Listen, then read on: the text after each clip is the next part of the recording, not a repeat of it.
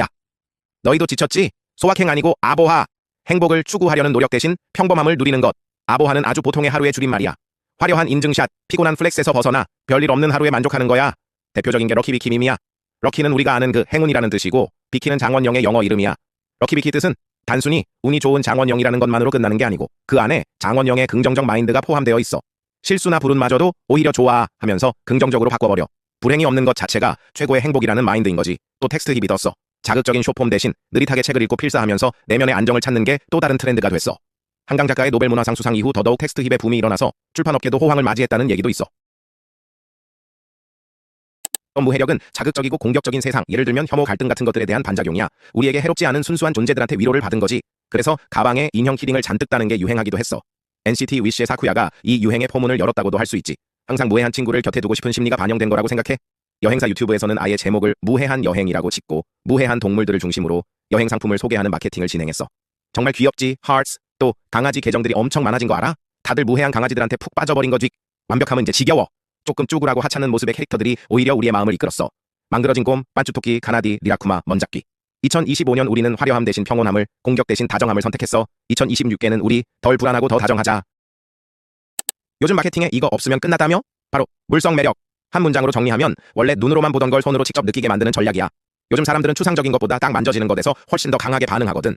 그래서 이제는 그냥 보는 걸로 끝나는 게 아니라 직접 손으로 느끼고 체험하게 만드는 게 포인트야.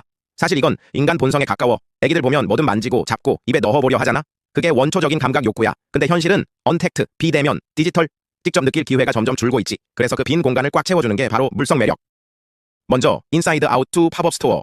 영화는 원래 스크린으로만 보잖아? 근데 여기선 그 영화를 아예 현실로 꺼냈어. 캐릭터들은 실물 사이즈로 다 서 있고 관람객은 직접 생각기차 타고 라일리의 감정 공간을 왔다 갔다 할 수 있어. 완전히 영화 속에 들어온 느낌이지. 브랜드라는 게 원래 좀 추상적이잖아. 로고나 광고 보면 아, 이런 느낌이구나 정도지. 근데 요즘은 굿즈랑 팝업으로 소비자의 시선을 단번에 잡아. 스타벅스랑 디즈니 콜라보한 거 다들 알지? 디즈니 100주년 기념으로 미키마우스 케이크, 음료, 한정판 텀블러 같은 굿즈가 나왔어. 귀여운 디자인 덕에 나오자마자 인기 폭발. 줄 서서 사야 했지. 이거 완전 소장각 아니냐고? 다음은 기후 감수성. 기후 변화가 진짜 체감되는 순간이 언젠지 알아? 바로 먹는 게 바뀌기 시작했을 때. 요즘 시장 보면 좀 놀랄걸? 열대 과일은 오히려 흔해지고 바다의 물고기들은 점점 사라져가. 근데 이건 평범한 수준이 아니야. 기후 때문에 아열대 과일을 한국에서 재배할 정도면 이미 판도가 뒤집힌 거지. 그래서 소비도 같이 바뀌었어. 제철 음식은 귀해져서 더 찾게 되고 자연스럽게 사람들도 식물성 식단, 친환경 제품 쪽으로 이동하게 됐지. 근데 더 흥미로운 건 비즈니스 쪽이야. 식품 산업 자체가 기후에 휘둘리니까 푸드테크가 확 떠버렸거든. 새로운 품종 개발, 스마트팜, 대체식품 등등. 정리하자면 기후가 바뀌니까 먹거리 가격, 취향이 바뀌고 이걸 맞추려고 기업과 산업 자체가 통째로 바뀌는 중이야. 다음은 그라데이션 K. 한국 문화 이제 단순한 수출품이 아니야. K-팝, K-드라마 같은 한류 콘텐츠가 세계와 자연스럽게 섞이면서 한국적인 색깔이 점점 확장되고 있거든. 최근 주목받는 개념 바로 그라데이션 K. 쉽게 말하면 한국 전통과 현대 그리고 글로벌 문화가 서서히 스며들면서 새로운 정체성을 만들어가는 흐름을 뜻해. 이건 색이 천천히 번지는 그라데이션처럼 한국 문화가 세계와 섞이면서 다채로운 스펙트럼을 보여주는 거지. 사례를 보면 이해가 쉬워. 음식에서는 불닭볶음면이 라임, 까르보나라 맛으로 변신하며 세계인의 입맛을 사로잡고 넛케페와 김치도 지역별 특성과 만나 새로운 글로벌 경험을 만들어내고 있어. 뷰티 산업은 할랄 인증, K-뷰티, 다양한 스킨톤 맞춘 화장품까지 등장하며 K-뷰티가 포용적 방향으로 진화 중이야. 방송 콘텐츠도 빼놓을 수 없어. 오징어 게임은 서구 디스토피아 서사와 한국적 정서를 결합해 전 세계 신드롬을 일으켰고 최근 K-팝과 헐리우드 슈퍼히어로가 섞인 캐대헌 같은 시도도 등장했지. 이제 K 콘텐츠는 단순한 수출이 아니라 쌍방향 소통과 문화적 재해석을 보여주는 플랫폼이 된 거야. 결국 그라데이션 K는 한국 문화가 세계와 만나면서 점점 다층적 다채로운 정체성을 만들어가는 과정이야. 경제적 효과도 짱이야. K-푸드, K-뷰티, K-콘텐츠는 세계 시장에서 계속 성장하고 국내 사회도 다문화화, 세대 경계 희석, 디지털 융합 같은 흐름으로 함께 가속되고 있지. 요약하면 한국 문화가 세계와 만나 점점 더 자유롭고 창의적으로 진화하고 있다는 거야. 이게 바로 그라데이션 K의 힘이지. 옴니보어란 여러 분야에 관심을 갖고 다양한 취향을 자유롭게 선택하는 소비자를 말해. 옴니보어 소비자는 음악, 미술, 패션 등 특정 분야에 국한되지 않고 여러 분야에 관심을 가지며 자신의 기분과 상황에 맞게 다양한 경험을 하며 삶을 즐기는 것이 특징이야. 예를 들면 다이소에서 쇼핑하는 자산가 클래식 음악을 즐겨 감상하는 사람이 힙합 공연에 참석하는 것 등이 있어. 그렇다면 과연 옴니보어는 2025년에 실현됐을까? 결론부터 말하자면 옴니보어는 실제로 크게 유행했어. 예를 들면 유튜버들이 가격이 저렴한 다이소나 테무에서 많은 용품들을 사서 그날 기분에 따라 언박싱하며 사용하는 영상들을 많이 올렸어. 페이스테크는 얼굴 인식 기술을 기반으로 한 다양한 기술을 의미해 사용자의 얼굴을 인식하여 다양한 서비스를 제공하지. 트렌드 코리아 2025에서 페이스테크는 표정 입히기, 표정 읽어내기, 고유의 표정 만들기라는 세 가지 핵심 유형으로 발전하고 있다고 소개해. 그렇다면 페이스테크의 예시를 함께 살펴볼까? 첫 번째로 페이스페이가 있어. 페이스페이는 지갑, 카드, 스마트폰 없이 안면 인식으로만 결제가 진행되는 것을 말해. 빠르고 편리하여 실제로 토스에서 다루고 있는 기술이야. 두 번째는 표정 짓는 아이 로봇이야. 딱딱한 기계가 아닌 사람처럼 표정을 지으며 소통하는 기술이지. 이건 실제로 많이 쓰이고 있는데 식당에 서빙 로봇이 웃는 얼굴을 하고 있는 것을 예로 들 수 있지. 그래서 페이스테크는 실현된 트렌드라고 볼 수 있어.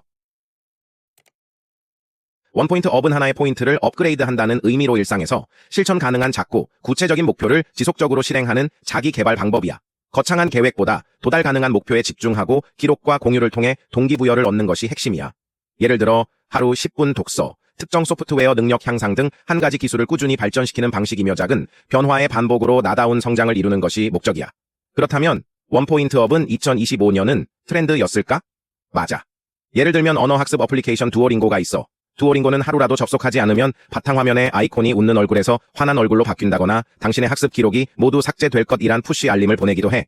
이렇게 꾸준한 출석을 웃기게 유도하여 이용자 수가 지속적으로 증가하지. 토핑 경제란 소비자가 기본 제품에 원하는 기능, 옵션을 추가해 나만의 맞춤형 가치를 만드는 소비 방식이야. 런데 스타벅스 옵션 선택, 자동차 소프트웨어 기능 추가, 중국 메이트의 AI 필터 구매처럼 선택 자체가 소비자의 취향과 정체성을 드러내는 구조라는 점이 핵심이야. 저 토핑 경제는 2025년에 유행했을까? 맞아. 토핑 경제는 2025년에 엄청난 유행을 이끌었어. 전 마라탕, 요아정, 크록스처럼 소비자가 자신의 취향대로 제품이나 서비스를 골라 담는 것이 유행했지.